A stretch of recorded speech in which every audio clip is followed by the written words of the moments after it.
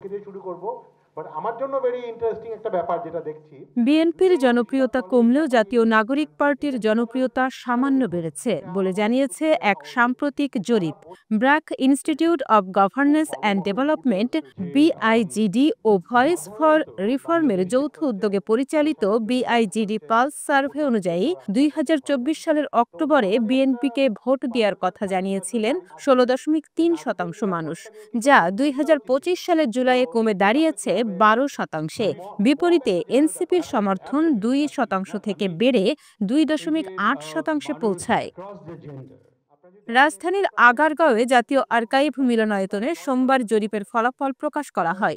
জরিপে অংশগ্রহণকারীদের মধ্যে ৪৮.৫% এখনও ভোটের বিষয়ে কোনো সিদ্ধান্ত নেননি, যা আগের বছরের তুলনায় উল্লেখযোগ্য হারে বেড়েছে। অন্যান্য দলের মধ্যে জামায়াতের সমর্থন ১১.৩% থেকে ১০.৪%, আওয়ামী লীগের ৮.৯% থেকে ৭.৩%, জাতীয় পার্টির ২.৭% থেকে ০.৩% এবং অন্যান্য ইসলামিক দলের সমর্থন ২.৬% থেকে ০.৭%-এ নেমেছে।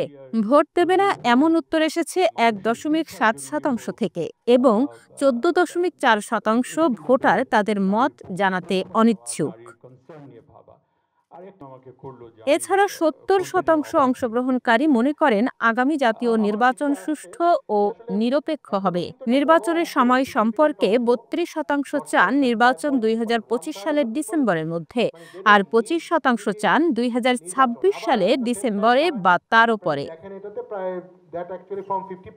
অনুষ্ঠানে মূল প্রবন্ধ উপস্থাপন করেন বিআইজিডির ফেলো সৈয়দা সেলিনা আজিজ। অনুষ্ঠানে আরও উপস্থিত ছিলেন ভয়েস ফর রিফর্মের সহ আহ্বায়ক AKM. Fahim Masrur, BIGD senior research fellow Miraj M Hasan ও আসিফ শাহান।